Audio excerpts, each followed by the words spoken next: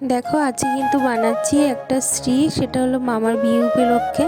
তো এখানে আমি বানাচ্ছি যেটা সিঁদুর পরানোর যে খুচি বলে সেটাই বানাতে চেষ্টা করছি। তো দেখো এখানে আমি চালের গুঁড়ো, ময়দা, গঙ্গার জল ব্যবহার করেছি, আর হ্যাঁ একটা কলাও ব্যবহার করেছি। তারপর একটা শক্ত ডো বানিয়ে নিয়ে সমান 3 ভাগ করে নিয়েছি। একটাতে হলুদ কালার করে নিয়েছি, এখানে আমি ফেব্রিক কালার ইউজ করেছি, আর লাল করার জন্য আমি কিন্তু এখানে আলতা ব্যবহার করেছি। তারপর দেখো একটা কাঁটা চামচের সাহায্যে ডিজাইন করে একটা সুন্দর ফুল করে নিয়ে তারপর সাদা ডোটাকে বসিয়ে দিলাম। তারপর দেখো এখানে যে লালটা করে নিয়েছিলাম, লাল ডোটা তার থেকে সরু সরু করে বেলে নিয়ে এখানে আমি খুচি আকারে তৈরি করার চেষ্টা করছি।